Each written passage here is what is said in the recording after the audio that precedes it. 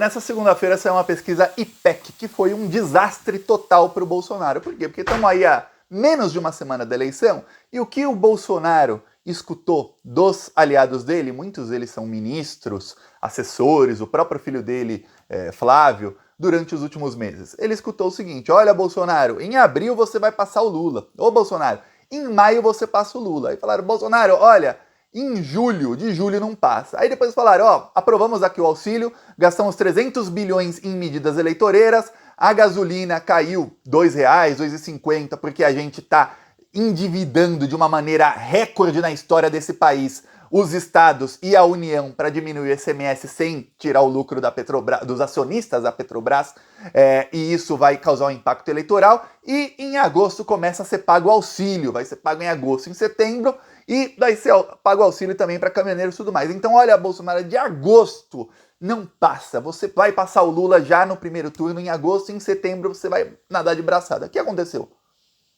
Nada disso.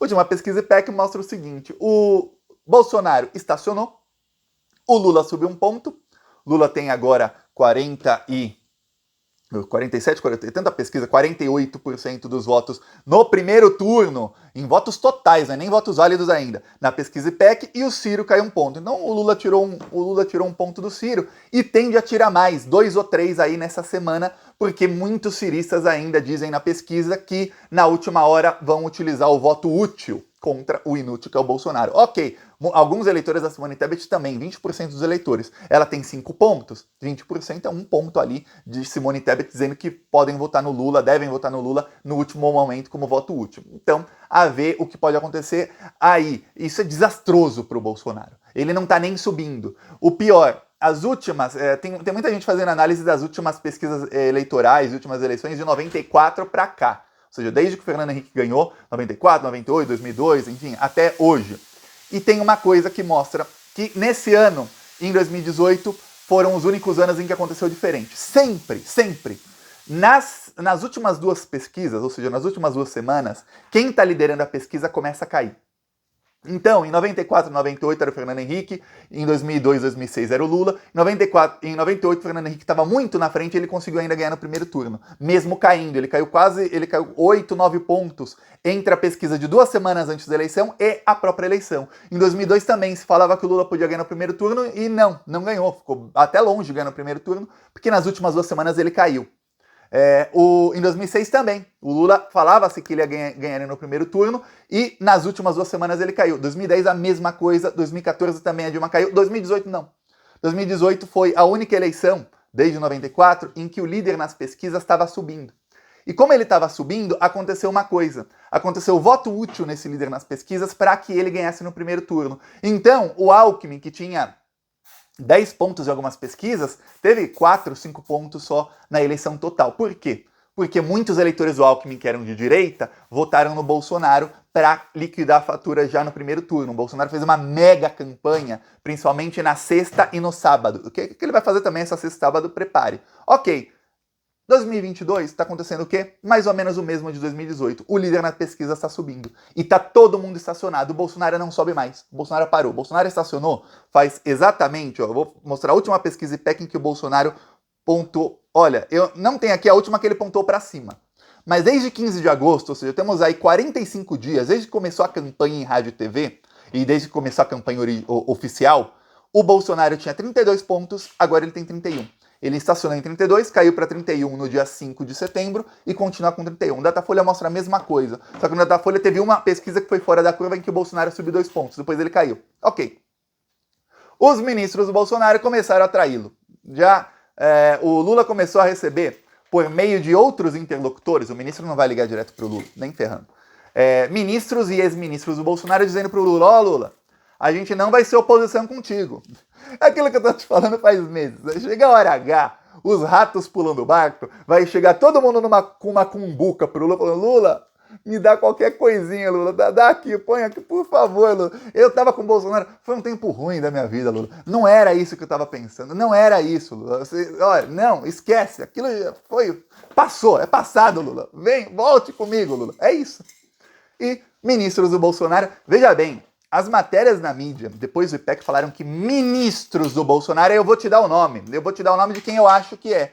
Posso confirmar 100% que é? Não posso. Não quebramos os sigilos do ministro, não tenho acesso ao celular do Lula, mas eu vou falar quem que é o ministro que muito provavelmente é o que saiu na mídia como quem ligou para o Lula. Não ele ligar, mas via interlocutores. Lembre-se, quem está lá em Brasília há muito tempo, tem empresários amigos, tem ministros de cortes superiores que são amigos, tem muitos políticos amigos. Às vezes parece, fulano está no governo, fulano é oposição, eles se odeiam, gritam um com o outro, vai lá, põe dedo na cara um do outro, mas depois, isso é política. Exceto a extrema-direita, que realmente quer matar opositores, os outros, depois, isso tudo se conversa. Então, o próprio Lula fala nessa campanha, olha, a gente põe dedo na cara um do outro, fala, o Alckmin falou muito mal de mim em 2006, eu estava em primeiro, então eu era mais moderado, tudo mais, mas se estivesse em segundo também teria falado muito mal dele, tudo mais, mas a gente conversa e a gente busca soluções para o país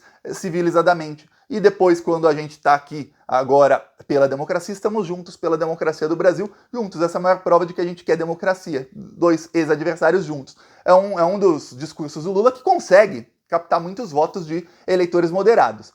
A extrema-direita não. Você não consegue imaginar o Bolsonaro amanhã falando, caramba, olha, tem um governo, amanhã eu digo, vamos por daqui 10 anos, nossa, tem um governo que é da direita, mas que não é uma direita bolsonarista. Aí o Bolsonaro se junta com o PT para fazer oposição àquele governo. Não vai. Nunca, nunca, nunca. Estarão sempre se batendo, porque a extrema-direita quer matar todo mundo que não seja extrema-direita. Esse é o modus operandi deles, sempre foi. Tá. Quem é o ministro? Primeiro eu peço sua inscrição no canal, agora você já deve saber quem é o ministro. É o dono do Partido Progressista, Ciro Nogueira. Assim, Thiago, se alguém tiver um balcão de apostas, eu pego aí quase todo o meu dinheiro e ponho lá. Foi o Ciro Nogueira. Ciro Nogueira, entre outros. Por que entre outros? Porque o Bolsonaro tem vários ministros políticos. Vários ministros. O Bolsonaro tem ministro que é do PSD, que é um partido do Centrão, um partido do Kassab. O Kassab que já conversou muito com o Lula nessa eleição, vai apoiar o governo Lula. O Lula está apoiando candidatos do PSD em Minas Gerais, em alguns outros estados. Na Bahia, Amazonas, enfim, em vários estados. Tem ministro do PSD que também, muito provavelmente, são dos que ligaram para o Lula, mas saíram matérias em diferentes veículos de mídia dizendo o seguinte, depois do IPEC acabou, os ministros jogaram a toalha. O único que não pode jogar a toalha é o Ciro, porque o Ciro não tem toalha com a foto dele. Mas o Bolsonaro tem toalha com a foto dele, os ministros já jogaram a toalha do Bolsonaro e falaram, não dá mais, realmente erramos nas previsões. Por que eles estão começando a ligar agora? Porque eles acreditam que não vai ter segundo turno. Muitos interlocutores do Bolsonaro, a gente que está hoje com o Bolsonaro, não acredita que vai ter segundo turno, então agora é a última oportunidade, antes da eleição, deles mandarem um recado pro Lula e falarem, ô Lula, eu tô aqui, num momento difícil da minha vida, mas eu quero voltar contigo, Lula, quero voltar pro caminho certo, estamos aí pela democracia, Lula, esse pessoal aí. O Lula já falou, não vai ter nada para esse pessoal aí. Sabe por que não vai ter? Porque eu lembro do Lula falando isso, foi em novembro do ano passado, então vai fazer aí 11 meses que o Lula falou. Ele disse o seguinte, olha, quando chegar o período eleitoral, eu sei que muita gente vai me ligar. Muita gente. E o Lula falou isso, muita gente está com o Bolsonaro hoje vai me ligar. Só que eu vou ver quem estava do lado da vida e da democracia. E esse pessoal não estava do lado da vida. Esse pessoal estava com o Bolsonaro enquanto ele assassinava as pessoas. Enquanto eu lembro, e você deve se lembrar, do caos que estava o Brasil no comecinho de 2021, com 4 mil pessoas morrendo por dia. A imprensa já falando, tem que usar 2 máscaras, que está morrendo 4 mil pessoas por dia. Todos os hospitais lotados em todos os lugares. Gente jovem morrendo, morreu o Paulo Gustavo, lembra disso? Morreu gente famosa, o Paulo Gustavo, o humorista mais famoso do Brasil, gente jovem, gente sem nenhum tipo de comorbidade morrendo. Aí todo mundo pensava, caramba, não importa a sua idade, se você pegar Covid e precisar de hospital, você não vai ter. E o problema não é nem morrer só, morrer é o problemão, né? Mas a pessoa às vezes não morre, tem sequela, tem outras coisas, e o pior, a sequela é pior se você não consegue hospital, e tudo lotado, e o Bolsonaro não comprava vacina, e o Brasil era um dos últimos países, do G20, país que tem dinheiro no mundo, na vacinação. E aí eu, inclusive, tive que ir para Polônia para me vacinar, que no Brasil não tinha. E aí, gente que é mais velha aqui, a minha mãe, por exemplo, se vacinou 1 mês depois de mim no Brasil. Eu na Polônia já tinha vacina pra gente da minha idade, da idade da minha esposa, que é 6, 7 anos mais nova, já tinha vacina pra idade dela.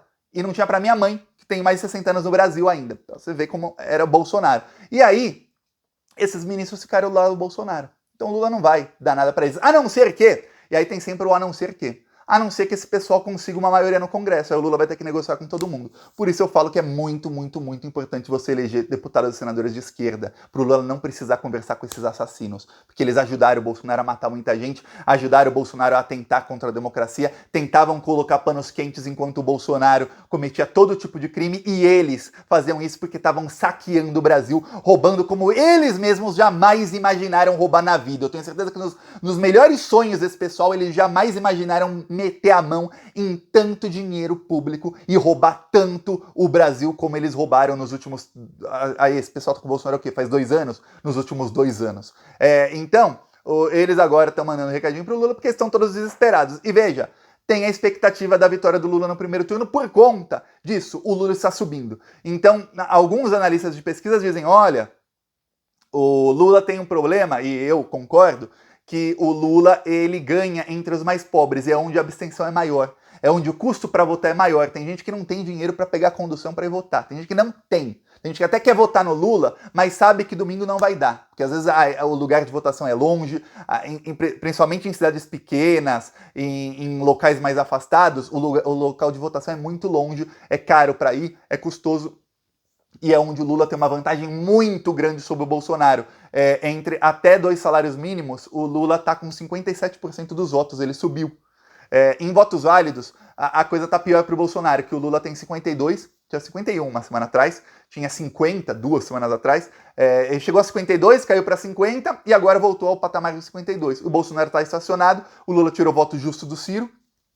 E na espontânea, veja, a eleição é espontânea. A eleição não tem ali alguém com uma lista de candidatos. Você vota quem quiser. Na espontânea, o Lula tem 55,8% dos votos válidos. 55,8% é muita coisa. Quase 56% dos votos válidos.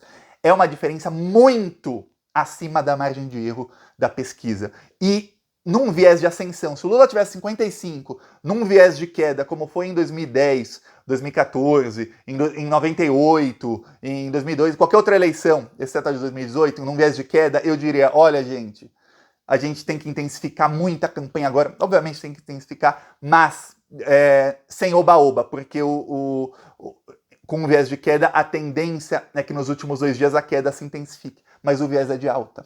E aí tem problemão para o Bolsonaro, é por isso que os ministros já estão ligando para o Lula. Saiu pesquisa FSB, Banco do Paulo Guedes na segunda-feira. O Lula também subiu 2 pontos, chegou a 48. Aí saiu pesquisa Quest, Lula também subiu. Aí saíram as pesquisas regionais do IPEC. O que acontece? O Lula subiu nos estados do Sudeste, que é onde mais importa, o Lula subiu. O pior para o Bolsonaro é o seguinte, os eleitores da Simone Tebet são, na sua maioria, eleitores que ganham entre 5 e 10 salários mínimos ou mais de 10 salários mínimos, que é onde o Lula perde do Bolsonaro, onde o Lula não consegue subir. E por que o Lula não consegue subir? E aí, isso ficou claro nas últimas pesquisas. O Lula estava subindo nesse eleitorado. Ele passou a cair quando a Simone Tebet começou a ganhar votos. Esse eleitor do Lula virou para Simone Tebet. Só que tem uma coisa. Enquanto o Lula continuava ganhando eleitores entre os mais pobres, ele perdia entre os mais ricos, porque ele perdia para Simone. E aí tem uma coisa, desses eleitores, 20%, 28% dos eleitores da Simone, no Datafolha são 30%, admitem votar no Lula se tiver uma chance de resolver a eleição no primeiro turno. 28%, eu vou colocar 20%, põe para baixo a margem, 20% dos eleitores da Simone Tebet é 1%. 1% para quem está para ganhar no primeiro turno. De eleitores acima de 5 salários mínimos, ou seja, onde a abstenção é muito menor, é muita coisa. E aí, 40% dos eleitores do Ciro, o Ciro tem o quê? 6 pontos na pesquisa, 40% dos eleitores do Ciro, daí 2,5 pontos quase, também podem virar para o Lula no último momento. Então o Lula tem uma expectativa de ganhar muitos votos na reta final. Agora lembre-se, de quinta para cá, o Janones falou o mesmo que eu falei, viu? De quinta para domingo, o bolsonarismo vai tirar sua carta na manga e vai tentar de tudo. Aí eles vão com as fake news porque não vai ter tempo de resposta. O horário eleitoral termina na sexta-feira. O último movimento político de campanha oficial na sexta-feira, é o debate da Globo. Depois a campanha fica proibida em todo o Brasil. É aí que o Bolsonaro vai fazer a campanha chamada campanha Lado B. Por que é Lado B? Porque não é uma campanha oficial em redes oficiais. É uma campanha no WhatsApp, com o gabinete do ódio, com robôs. Uma campanha que, teoricamente, obviamente, com com investigação? Pode, mas teoricamente não pode ser ligado à campanha oficial, que é o que o Bolsonaro fez em 2018, que é o que fez com que entre o último Datafolha, que saiu na quinta, depois saiu um Datafolha no sábado, que aí sim acertou na margem de erro, mas entre o último Datafolha da quinta-feira e o domingo, o Bolsonaro subiu 6 pontos. 6 pontos em 4 dias. Né? Quinta, domingo, nem 4 dias. A eleição não é domingo à noite, o Datafolha foi domingo à noite. Então, 3 dias o Bolsonaro subiu 6 pontos. Do Datafolha de sábado para o domingo, ali tem a margem de erro e tudo mais, o Bolsonaro subiu 3 pontos. Para você ver que o gabinete do ódio funciona em véspera de eleição. Então, agora é hora de intensificar a campanha e todos atentos de quinta para domingo, principalmente sexta e sábado. Quando acabar a campanha, geralmente a esquerda, que está sempre cumprindo a lei, fala, acabou a campanha, vamos esperar amanhã para a eleição. E é aí que a extrema-direita começa a trabalhar. Então, fiquem todos atentos no sábado. Peço aí a sua inscrição no canal. E se você é de São Paulo, novamente, eu peço o voto no Vicentinho, número 1390, lá em São Paulo. Se você não é de São Paulo, eu deixo aqui embaixo o time do Lula. Também, se você é de São Paulo, tem ali no time do Lula outros deputados. Eu, Thiago, apoio o Vicentinho. Então, na descrição tem o time do Lula, vote em deputados do time do Lula. Falou!